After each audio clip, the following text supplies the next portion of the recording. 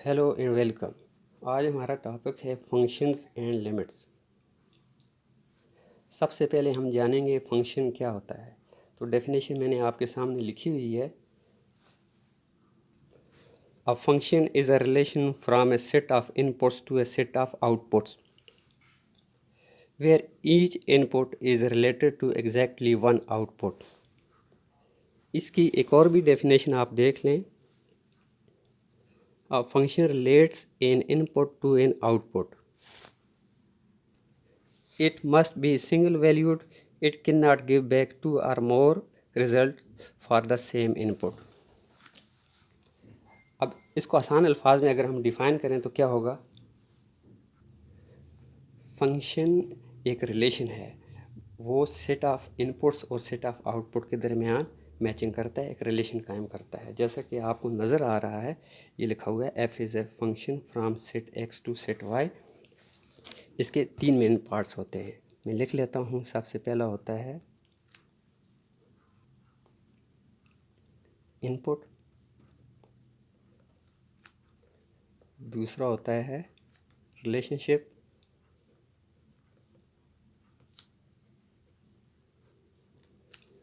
और third one होता है आउटपुट।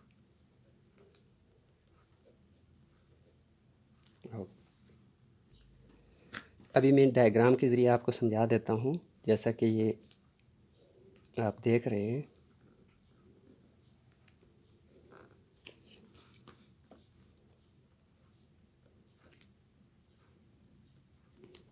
ये इनपुट है,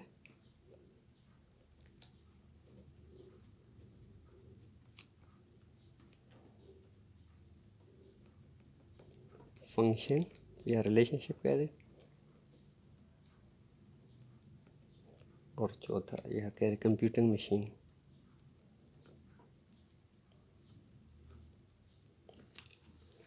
फंक्शन क्या करता है, वो एक इनपुट लेता है, उसको प्रोसेस करता है और आपको एक आउटपुट दे देता है। और आसान करने के लिए मैं आपको वेन डायग्राम से समझा देता हूँ। जैसा कि हमारे पास अगर एक फंक्शन हो, वो फ्रॉम सेट एक्स से सेट वाई की तरफ हो।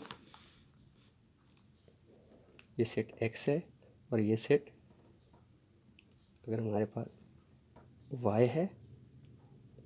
लेट्स से अगर यहाँ पे 1 है, ये 2 है और यहाँ पे आता है 3 4। आप देख लें, हमने 1 पुट किया, इनपुट दी, उसने हमें 3 आउटपुट दी। 2 पुट किया, 4 आउटपुट दी। और ये फंक्शन हमारे पास होता है, लेट कहते हैं y equal to F of x equal to X plus 2। यहाँ पे देखें, आपने फंक्शन में x की जगह 1 पुट किया, आप इसने प्रोसेस किया और आपको 3 आउटपुट दे दी। इसी तरह जब 2 पुट किया, आपने इसने प्रोसेस किया और आपको 4 आउटपुट दे दी। फंक्शन में क्या होता है कि हर एक यूनिक इनपुट के लिए आपको एक यूनिक आउटपुट मिलती है। जैसे 1 से हमें 3 मिला, 2 से 4 मिला, इसे हम कहते हैं 1 to 1 फंक्शन कहेंगे। 1 to 1 फंक्शन कहेंगे। अभी आप यहाँ देखें तो आपको मालूम होगा कि ये सिंगल वैल्यू है। सिंगल वैल्यू का मतलब है कि आप एक इनपुट देते हैं, ये आपको एक आउटपुट देता है। ऐसा नहीं है कि आप एक इनपुट दें और ये एक से ज़्यादा आपको आउटपुट दे। दूसरी बात क्या है कि ये रिपीट ना करें। जैसा कि मैंने आपको बता दिया है कि एक इनपुट पे 2 आउटपुट आपको नहीं मिलनी चाहिए। इसे कहते हैं हम 1 to 1 फंक्शन। फंक्शन की एक और फॉर्म भी होती है जिसे हम कहते हैं मैनी टू वन फंक्शन। अभी मैं वो भी आपको ड्रा करके बता देता हूँ, वो भी फंक्शन ही कहलाता है। वो किस फॉर्म में होता है, अगर हमारे पास एक सेट है x टू y, ये सेट हमारे पास x है और एक सेट हमारे पास y है। अगर सेट में मैं कहता हूँ लेट्स से 4 -4 दो वैल्यू हैं इनपुट की, और ये 16। यहाँ देखें, इसको कहते हैं हम मैनी टू वन फंक्शन। ये भी फंक्शन है। जो डेफिनेशन है ये उसको सेटिस्फाई कर रहा है कि आप एक यूनिक इनपुट देते हैं, वो आपको एक आउटपुट देता है। हमने दो मुख्तलिफ इनपुट थी, आउटपुट उसने सेम कर दिया। अब इसकी फॉर्म क्या होगी, ये देखिए y equal to x square. जब आप यहाँ पे 4 पुट करेंगे तो ये 16 कर देगा, -4 पुट करेंगे तो ये 16 कर देगा। इसे हम कहते हैं many to 1 function. Many to 1 है, ये भी फंक्शन है। क्यों फंक्शन है कि ये सिंगल वैल्यू है, एक वैल्यू पे इसने एक आउटपुट दी, एक से ज़ायद आउटपुट नहीं दी। 4 पे इसने सिर्फ 16 दिया, ना कि 17 18 दिया हमें। इसी तरह -4 पे इसने हमें 16 दिया, ना ही कोई और वैल्यू दी। इसे हम प्लेन में भी ड्रा कर सकते हैं। जो फंक्शन नहीं होता वो कौन सा होता है, एक वैल्यू पे एक से ज़ायद आंसर दे दे। जैसा कि वेन डायग्राम से ही हम उसे बना लेते हैं, आपको समझ आ जाएगी। ये हमारे पास एक फंक्शन है from set x to set y है। अगर हमारे पास यहाँ पे एक वैल्यू लेट से 2 कह देते हैं और ये आंसर 2 दे देता है, तो ये ऐसा नहीं हो सकता कि अगर हम फंक्शन में 2 पुट करें और वो आंसर कहे कि 4 है और या 5 है, तो ये उसकी कंडीशन को सेटिस्फाई नहीं कर रहा जो फंक्शन की है। तो वो क्या कंडीशन है कि हर एक इनपुट पे आपको एक यूनिक आउटपुट दे, जबकि यहाँ पर ये आपको एक इनपुट पे 2 आउटपुट दे रहा है। तो ये फंक्शन नहीं है। रिलेशनशिप तो है, इसका अगर ग्राफ बने वो ग्राफ भी होगा, लेकिन वो फंक्शन नहीं होगा। फंक्शन की मेन डेफिनेशन है कि वो सिंगल वैल्यू हो, आपको हर एक इनपुट पे एक आउटपुट दे। यहाँ तक समझ आ गई होगी आपको। नेक्स्ट टॉपिक की तरफ चलते हैं, जो कि है notation and value of a function.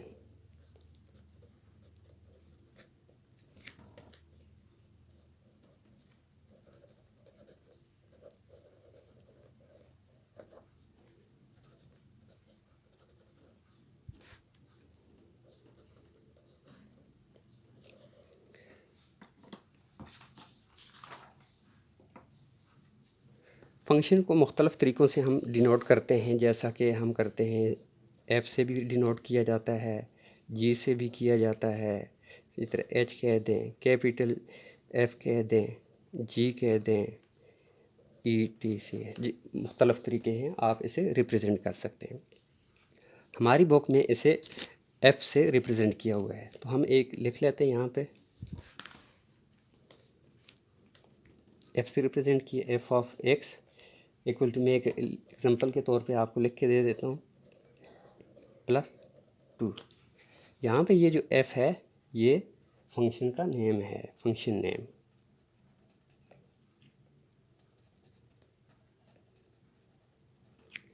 ये जो x है इसे हम कहते हैं इनपुट, और इसे इंडिपेंडेंट वेरिएबल भी कहते हैं। जबकि राइट साइड पे आप देख लें, ये सारा इसे हम कहते हैं आउटपुट, और ये डिपेंडेंट वेरिएबल होता है, ये इस पर डिपेंड करता है। इसे डिपेंडेंट वेरिएबल भी कहते हैं, तो इसे हमने y का नाम दिया हुआ है। ये जो आंसर देगा वो y कहलाएगा, डिपेंडेंट वेरिएबल भी कहते हैं। अभी इस फंक्शन में आप देखें कि f of x equal to x square +2, यहाँ जो x है उसके बारे में थोड़ा डिस्कस कर लेते हैं। x क्या चीज़ है, ये प्लेस होल्डर है, इसे कहते हैं x is just a place holder भी कहते हैं इसे। प्लेस होल्डर का क्या काम होता है, it tells us where the x goes and what happened to x।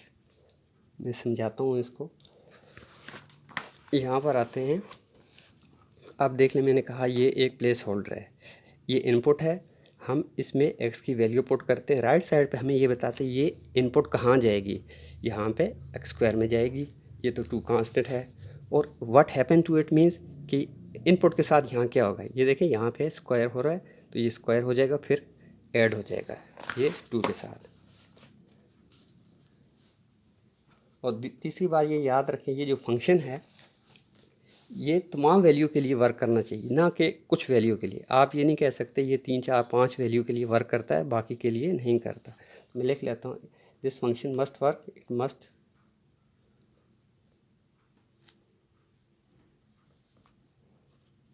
For all possible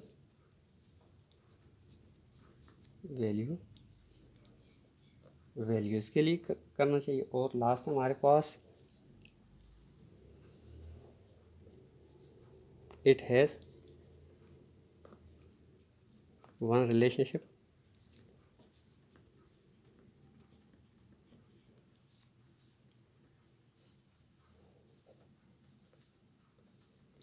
for each input value। अभी दोबारा पीछे आते हैं, यहाँ पे देखें x की आप कोई भी वैल्यू पुट करें तो ये सॉल्यूशन आपको दे। ऐसा ना हो कि आप x की वैल्यू कुछ पुट करें तो ये उसके लिए ठीक हो, बाकी के लिए ना हो। एक ये नहीं होना चाहिए। और दूसरी बात क्या है कि आप जो वैल्यू पुट करते हैं ये आपको एक ही आंसर उसका दे। यहाँ 1 पुट करेंगे तो क्या आ जाएगा, 3 आएगा। ये नहीं आएगा 3 और 5, 2 नहीं होनी चाहिए।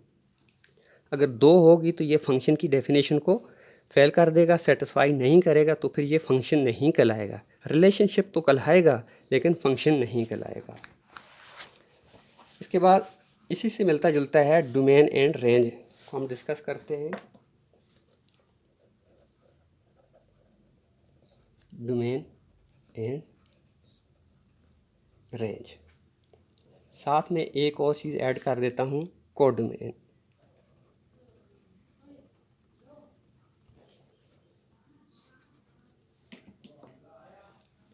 सबसे पहले डोमेन देखते हैं, व्हाट इज़ अ डोमेन।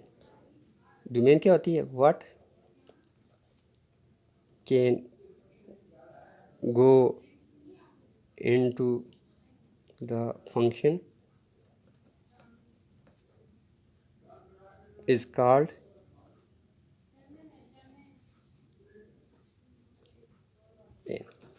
जो कि फंक्शन में आप पुट करते हैं वो डोमेन कहलाती है। जैसा कि यहाँ पे f of x equal to x square plus 2, यहाँ पे एक्स की जो भी वैल्यू आप पुट करेंगे वो डोमेन कहलाएगी। और जो ये रिज़ल्ट आपको देगी प्रोसेस करके वो क्या कहलाएगी, इसकी रेंज कहलाएगी, इस फंक्शन की रेंज कहलाएगी।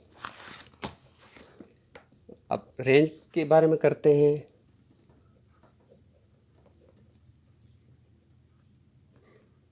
what actually comes out of a function is called range. ये रेंज कहलाती है। तो मैंने एक और चीज़ भी लिखी है कोडोमेन, वो भी डिस्कस कर लेता हूँ, फिर वेन डायग्राम से आपको समझा देते हैं।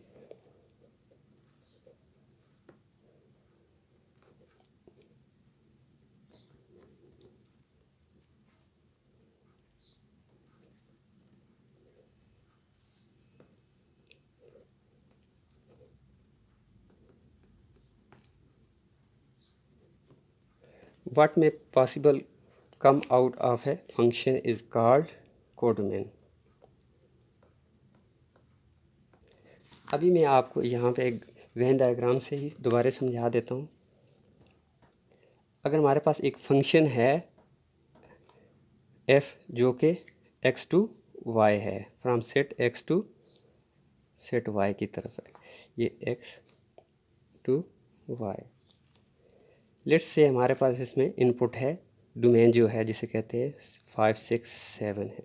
और यहाँ पे लेट्स से हमारे पास जो रेंज बनती है किसी फंक्शन की वो मैं लिख लेता हूँ 10 20 30 40 50 60। लेट्स से ये बनती है। हमने 5 इनपुट किया फंक्शन में, उसने हमें लेट्स से 30 आउटपुट दी। 6 किया 40 आउटपुट दी, 7 पुट किया फंक्शन ने हमें 50 आउटपुट दी। यहाँ पे देखें ये जो 5 6 7 ये इसकी डोमेन कहलाएगी। तो डोमेन क्या सेट बनेगा हमारे पास, डोमेन का सेट बनेगा हमारे पास 5 6 7। इसी तरह रेंज हमारे पास क्या बनेगी इस फंक्शन की, वो बनती है 30 जो एक्चुअली कम आउट हुई है इस फंक्शन से, 30 40 और 50।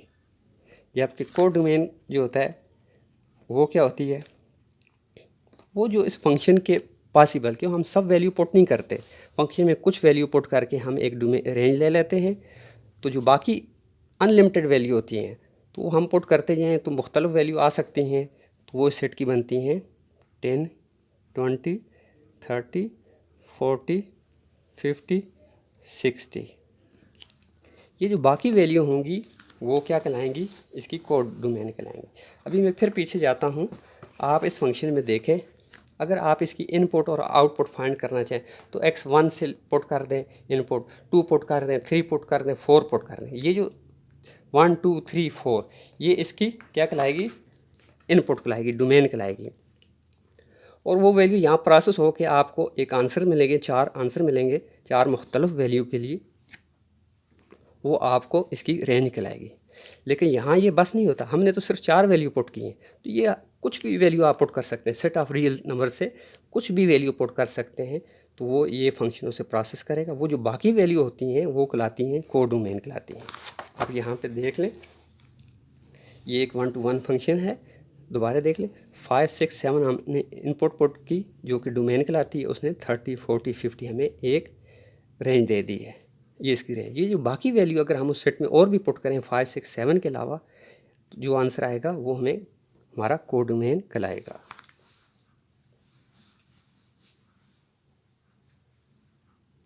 अभी एक एग्जांपल हम सॉल्व करते हैं।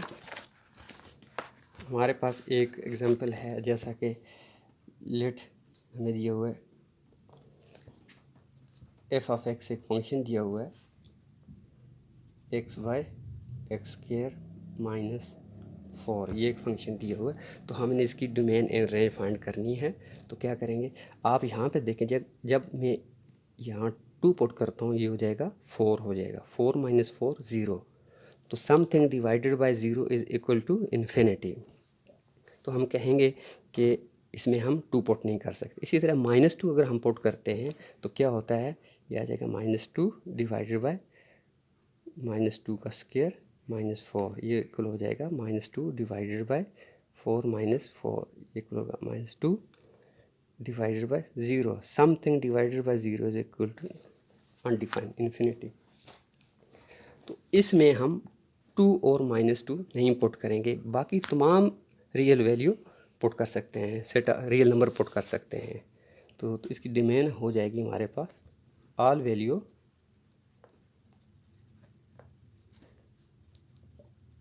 From set of real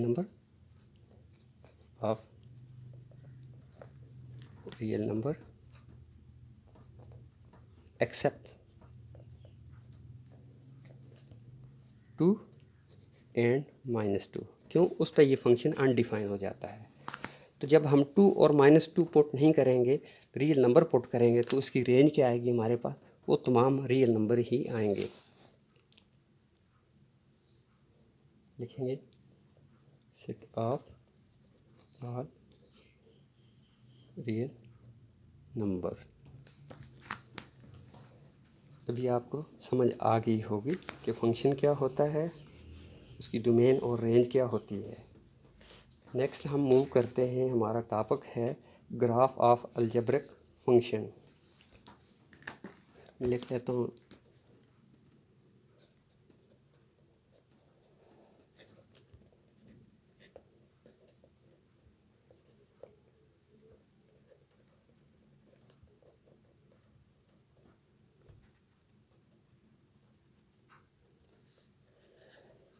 graph of algebraic function. यहाँ मैंने लिख लिया हुआ टाइम की कमी की वजह से, if f is a function of real number then graph of f in the x y plane is defined to be the graph of y. अगर आपको एक फंक्शन दिया हुआ है f of x equal to something, तो आपने उसे क्या करना, सबसे पहले let equal y equal to F of x. ये क्यों करेंगे आप, एक्स और वाई की वैल्यू फाइंड करने के लिए। तो मैंने लिखा हुआ है the graph of a function f is the set of point x और y such that y equal to F of x, x is the domain of f. तो आपने क्या करना है, एक्स की वैल्यू इनपुट देनी है इस फंक्शन में, तो आपको वाई की वैल्यू आएगी। तो उससे आपको क्या होगा, एक ऑर्डर पेयर मिलते जाएंगे एक्स और वाई की फॉर्म में। लेट्स से जैसा कि हम कह देते हैं कि x1 y1 हमें ऑर्डर पेयर मिले, इसी तरह x2 y2 दूसरा है, x3 y3, तीन काफ़ी है हमारे लिए, ये ऑर्डर पेयर हमें इस फंक्शन से मिले। तो फिर क्या करना है, हमने प्लेन में सबसे पहले इन ऑर्डर पेयर्स को लोकेट करना है। तो हम लोकेट करते हैं, एक ग्राफ बनाते हैं ऐसे, ये हमारे पास x है और यहाँ पे ये हमारे पास y है, ये ओरिजिन है इसका। तो हम कहते हैं लेट्स से ये हमारे पास आता है x1 और y1। इसी तरह एक और पॉइंट ले लेते हैं, ये x2 y2, लोकेट करें x3 और y3, ये पॉइंट बनते हैं हमारे पास।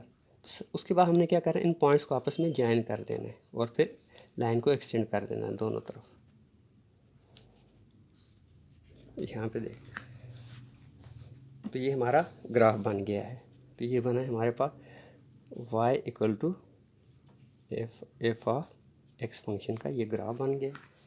तो यहाँ पे आप देखें, यहाँ से मैंने इनपुट वैल्यू 3 फाइंड की हैं, तो आपको नज़र आ रहा होगा ये जो कहलाता है ये इसकी डोमेन कहलाती है। ये एक्स की वैल्यू हमने पुट की यहाँ पे, यहाँ पे, यहाँ ये कहलाएगी डोमेन।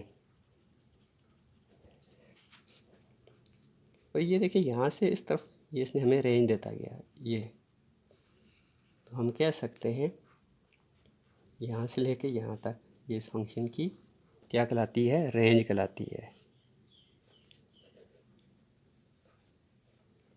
रेंज कहलाती है। यहाँ तक क्लियर हो गया। तो क्या करते हैं हम, ग्राफ कैसे बनाते हैं, सबसे पहले फंक्शन में आपने उसको नाम देना है y equal to F of x. ये इसलिए देते हैं हम ऑर्डर पेयर फाइंड करने के लिए। जब हमारे पास ऑर्डर पेयर आ जाते हैं तो फिर हम उनको एक्स वाई प्लेन में लोकेट कर देते हैं। जब लोकेट करते हैं तो फिर क्या करते हैं, उन पॉइंट्स को आपस में ज्वाइन कर देते हैं और उस लाइन को एक्सटेंड कर देते हैं। हमारे पास ये लाइन बनती है, जो हमने इनपुट दी वो डोमेन कहलाती है, और जो उसने फंक्शन ने प्रोसेस करके हमें सोल्यूशन दिया वो उसकी रेंज कहलाती है। इसी में अब हम पढ़ेंगे वर्टिकल लाइन टेस्ट करेंगे। वो क्यों करेंगे, क्यों हम फंक्शन को डिस्कस कर रहे हैं, तो हमें कैसे पता चलेगा कि ये फंक्शन है या नहीं है, ग्राफ है या नहीं है। हम हर जगह उसकी डोमेन और रेंज को तो नहीं फाइंड करेंगे। तो सम टाइम हम क्या करते हैं, एक टेस्ट है हमारे पास, उसे कहते हैं वर्टिकल लाइन टेस्ट। तो हम वर्टिकल लाइन टेस्ट के ज़रिए भी मालूम कर सकते हैं कि ये हमारा जो ग्राफ बना है क्या ये फंक्शन का है या नहीं है, या सिर्फ रिलेशन है या रिलेशनशिप है। अगर आप इसी डायग्राम को देख लें तो हम क्या करते हैं, किसी भी जगह इसकी एक वर्टिकल लाइन हम ड्रा कर देंगे ऐसे। अगर ये वर्टिकल लाइन इस ग्राफ को एक से ज़्यादा पॉइंट पे इंटरसेक्ट कर रही हो तो हम कहेंगे ये फंक्शन नहीं है। रिलेशनशिप तो होगा, ग्राफ भी वैलिड होगा, लेकिन फंक्शन नहीं होगा। यहाँ आपने देखा ये वर्टिकल लाइन इस ग्राफ को सिर्फ एक पॉइंट पे इंटरसेक्ट कर रही है, तो हम कहेंगे ये फंक्शन है। इसकी मैं एक और मिसाल दे देता हूँ। जैसा कि हमारे पास अगर एक सर्कल है, ये सर्कल एक बन गया मेरे पास, तो यहाँ हम वर्टिकल जब लाइन ड्रा करते हैं तो ये एक से दो पॉइंट पे ये इंटरसेक्ट कर रही है, एक यहाँ पे कर रही है, एक यहाँ पे। ये एक वैल्यू, लेट्स से ये अगर x1 है तो हम कहेंगे यहाँ पे क्या कोऑर्डिनेट होंगे, ये x1 होगा और माइनस y1, और यहाँ होंगे x1 और माइनस y2। आप देखें यहाँ आपने एक इनपुट दी, उसने एक आउटपुट माइनस y1 में दी और एक माइनस y2 में दी, जो कि फंक्शन की डेफिनेशन को सेटिस्फाई नहीं कर रही। तो हम कहेंगे कि ये ग्राफ तो वैलिड है, रिलेशनशिप भी वैलिड है, लेकिन ये फंक्शन नहीं है। तो वर्टिकल लाइन टेस्ट की डेफिनेशन क्या होगी वो मैं भी आपको लिख देता हूँ। वो होती है ऑन ग्राफ, सॉरी आपको नज़र नहीं आया, मैं दोबारा रिपीट कर देता हूँ। ये मैंने एक ग्राफ बनाया सर्कल का, तो यहाँ पे आप देख लें एक वर्टिकल लाइन दो जगह पे इंटरसेक्ट कर रही है। ये फंक्शन की डेफिनेशन को सेटिस्फाई नहीं कर रही। क्या डेफिनेशन थी कि अगर आप कोई एक इनपुट देते हैं वो आपको एक आउटपुट दे, लेकिन यहाँ x1 इनपुट देने से इसने आपको -y1 और -y2 इनपुट दे दी है, तो हम कहेंगे ये फंक्शन नहीं है। ये रिलेशनशिप वैलिड है, ग्राफ भी वैलिड है। तो इसकी डेफिनेशन भी लिख लेता हूँ वर्टिकल लाइन टेस्ट की। On graph the idea of single valued means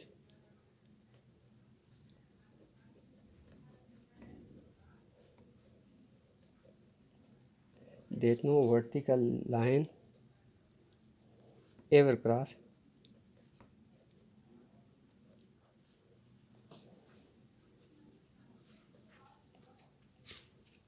more than one point.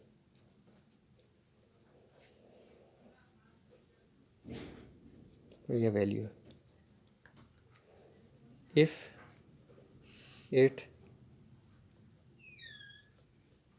it crosses more than once, then it is still a valid curve but not a function. अभी आपको समझ आ गई होगी कि vertical line test क्या होता है। कि जब हम वर्टिकल लाइन ड्रा करते हैं तो उस ग्राफ को अगर एक पॉइंट पे इंटरसेक्ट करती है तो हम कहेंगे, जैसा कि यहाँ पे ये फंक्शन है। अगर एक से ज़ायद पे करती है, यहाँ इंटरसेक्ट कर रही है और यहाँ कर रही है, तो हम कहेंगे ये फंक्शन नहीं है, फंक्शन की डेफिनेशन को सेटिस्फाई नहीं कर रही। कि हर यूनिक वैल्यू पे आपको एक यूनिक आउटपुट मिले। यहाँ पे इसने दो वैल्यू दे दी, तो इसलिए हम कहेंगे ये फंक्शन नहीं है। इसके बाद हमारा आता है graph of function defined piecewise. सबसे पहले हम देख लेते हैं पीस वाइज होता क्या है। इसकी मैंने डेफिनेशन लिखी है, जैसा कि आपको नज़र आ रही होगी। A piecewise function is a function in which two और more formula is used to define the output. Each formula has its own domain. जैसा कि आपको नज़र आ भी रहा है कि मैंने एग्जांपल के तौर पर लिखा है y equal to F of x. यहाँ पर उसने दो फंक्शन दे दिए हैं, ये तीन भी हो सकते हैं। तो जब यहाँ क्या होता है, आपने डोमेन ज़ीरो के इक्वल या ज़ीरो से ग्रेटर लेनी है और वन के इक्वल या वन से लेस लेनी है, तो आपने ये फंक्शन लेना है। उस वक्त वो वैल्यू यहाँ पुट करनी है। जब आप वन से अबव वैल्यू लेंगे, यानी 1.1 1.2 अप टू 2 तक, तो आपने ये फंक्शन लेना है। तो मैं यहाँ पे इसको थोड़ा सा सॉल्व करके भी आपको दिखा देता हूँ। तो मैंने फंक्शन लिखा हुआ है, यहाँ पे आप देख लें कि ये फंक्शन है y equal to F of x equal to x. ये वाला फंक्शन ले रहे हैं। जब हम इनपुट ये पुट करेंगे तो ये फंक्शन लेंगे। जब इनपुट हम ये देंगे, इसमें से देंगे, इस इंटरवल में से, तो हम ये फंक्शन लेंगे। आप देख लें ज़ीरो से ग्रेटर और वन से लेस, या कहें ज़ीरो के इक्वल और वन के इक्वल। 0 to 1 मैंने इनपुट दी, तो ये हमारे पास आउटपुट इस फंक्शन की ये आ गई। और जबकि 1 से ग्रेटर और 2 से लेस या 2 के इक्वल इनपुट दी, तो हमारे पास ये आउटपुट आ गई। तो पीस वाइज फंक्शन क्या होता है, ये होता है a function defined by 2 rules या 3 रूल्स भी हो सकते हैं। ये एक रूल, दो मुख्तलिफ रूल हैं। ये सिर्फ इनपुट्स के लिए कि आप जब ये इनपुट लेंगे तो आपने कौन सा फंक्शन लेना है, जब ये इनपुट लेंगे तो आपने कौन सा फंक्शन लेना है। तो जब मैंने ये इनपुट ली तो ये फंक्शन लिया, ये इनपुट ली तो ये फंक्शन लेके ये हमारे पास वैल्यू आ गई। अब इन दो के ग्राफ में ड्रा करता हूँ, आप देख लें। तो मैं जर्नल यहाँ ग्राफ ड्रा कर रहा हूँ, आपने अपना ही कर लेना। सबसे पहले ऊपर वाले का करते हैं। तो हम कहते हैं लेट से ये ग्राफ बनता है उसका y equal to F of x का ये ग्राफ बनता है। ये इसके 3 पॉइंट या 4 पॉइंट जो आते हैं ये आ गए, ये 1 के इक्वल, बल्कि 1 यहाँ कर लेता हूँ, ये 1 आ गया। यानी और दूसरा ग्राफ बनता है यहाँ से। पर ये 1 है हमारे पास, आप देख लें 1.1 मैंने इनपुट ली, तो ये इससे थोड़ा सा आगे करके आप बना लें, ऐसे करके एक ग्राफ बना लें, तो ऐसा ग्राफ बनता है। देखिए एक यहाँ पे ये 1 के ऊपर मैंने दायरा लगा दिया है, बाकी मैंने दायरा नहीं लगाया। तो दायरे का कंसेप्ट आपको पता है, अगर ये सिर्फ डार्क नहीं है तो इसमें हम 1 को इंक्लूड नहीं करते, जो डार्क होता है उसमें वो पॉइंट इंक्लूड हो रहा होता है। तो इसका ये ग्राफ कुछ बनता है इस किस्म का, y equal to F of x, ये बराबर है x माइनस 1, जबकि ये बराबर है x के इक्वल। तो इसके 2 ग्राफ हमने बना दिए। तो पीस वाइज फंक्शन क्या होता है? Piecewise is a function defined by 2 rules, 2 rules हो गए या 3 रूल हो गए, ये आ गया। तो सब अभी आपको थोड़ा सा ये भी समझा देता हूँ कि ये जो दायरा होता है इसका क्या मतलब होता है। पहले इसकी लिख लेते हैं डोमेन। तो डोमेन इस सेट की आ जाती है, देख लें 0 से 1 तक है, 0 to 1। दूसरे की है 1.1 से 2 तक, तो मैं लिखूँगा यूनियन 1.1 से, यह बल्कि इधर मैं 1 लिखता हूँ, 1 लिखता हूँ 1 से 2 तक। और ये ब्रैकेट भी आपको समझा देता हूँ, ये आ गया। तो ये बराबर हो जाएगी 0 to 2। आप देखिए मैंने यहाँ पे स्क्वायर ब्रैकेट यूज़ की है और यहाँ पे एक राउंड ब्रैकेट यूज़ की है। तो ये भी आपको समझा देता हूँ उसका क्या मतलब होता है। स्क्वायर ब्रैकेट का मतलब होता है इसमें 0 इंक्लूड होता है और यहाँ राइट साइड से 1 भी इंक्लूड होता है। जबकि ये जो राउंड ब्रैकेट है इसका मतलब होता है इसमें 1 इंक्लूड नहीं होगा, 1 से आगे वाली वैल्यू इंक्लूड होगी, 1.1 1.2 जो भी आप कहें। और राइट साइड पे देखें 2 है तो ये 2 इंक्लूड होगा। ये क्लोज इंटरवल भी कहते हैं और इसे ओपन इंटरवल भी कहते हैं। तो वो भी मैं आपको बता देता हूँ, यहाँ लिख देता हूँ।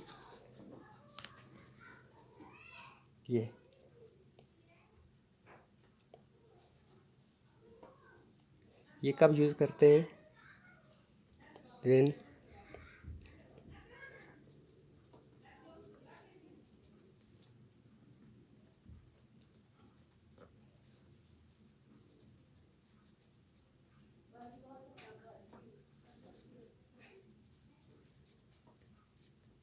And value, when we want to include the end value.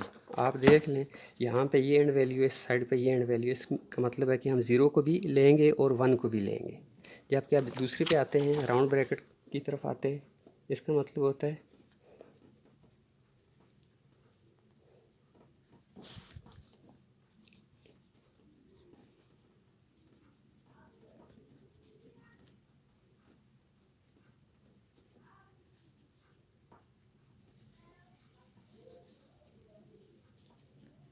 And value. फिर यहाँ पे आते हैं, यहाँ का मतलब होता है ये राउंड ब्रैकेट यूज़ की है मैंने, इसका मतलब है कि हम 1 को इंक्लूड नहीं करेंगे। जैसा कि आपने फंक्शन में भी देख रहे हैं कि x greater than 1 less than or equal to 2, यानी 2 को आप इंक्लूड कर सकते हैं, उससे छोटी वैल्यू इस साइड से आप 1 को इंक्लूड नहीं कर सकते। तो सिंबॉलिकली हम ब्रैकेट के ज़रिए भी ये चीज़ बता सकते हैं कि इसमें 1 इंक्लूड नहीं होगा। इसी तरह रेंज यहाँ पे लिखते हैं, इसकी क्या बनती है, रेंज को आर से भी करते हैं। तो आप देख लें इस सेट में डोमेन जो भी हमने पुट की 0 से 1 तक उसकी रेंज आई, और यहाँ पे 0.1 से 1 तक ही आई। तो हम कह सकते हैं दोनों की रेंज के 0 to 1 लाई करती है। तो रेंज कहेंगे रेंज इज़ इक्वल टू 0 1। अब यहाँ पे देखिए मैंने स्क्वायर ब्रैकेट यूज़ किए हैं, इसका मतलब 0 भी इंक्लूड है और 1 भी इंक्लूड है। तो आप ऊपर देख सकते हैं कि यहाँ पे ये 0 भी इसमें आता है रेंज में और 1 भी आता है, वो दोनों में मौजूद है। ये हो गया हमारे पास स्क्वायर ब्रैकेट का। एक और चीज़ आपको बतानी है मैंने इन्फिनिटी के बारे में। अभी हम जानेंगे इन्फिनिटी क्या होता है, इसका यूज़ भी है इस एक्सरसाइज में, इस सब्जेक्ट में, मैथमेटिक्स में। तो सबसे पहले आपको मालूम होना चाहिए it is not a huge. मैं फिर आपको बताता हूँ ये क्या मतलब हुआ इसका, it is not a huge. एक और पेंसिल लेते हैं।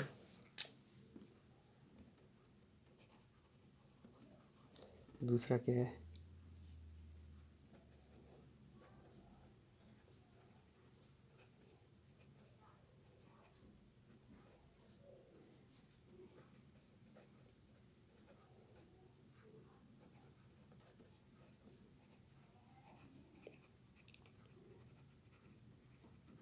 पहले ये 3 चीज़ें देख लें।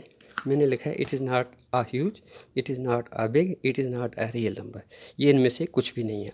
तो कुछ नहीं है तो फिर ये क्या है? एक्चुअल में इन्फिनिटी एक आइडिया है। क्या आइडिया है? It has no and.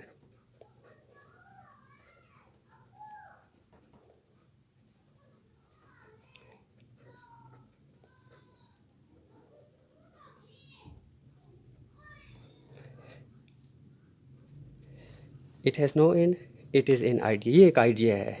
तो हम नहीं कह सकते ये कोई नंबर है, कौन सा रियल नंबर है या कोई बहुत बड़ी चीज़ है। तो हम कहेंगे ये सिर्फ आइडिया है, जिसका मतलब है ये बढ़ रहा है, इंक्रीज़ हो रहा है। अभी मैं और थोड़ा इसे एलेबरेट कर लेता हूँ। एन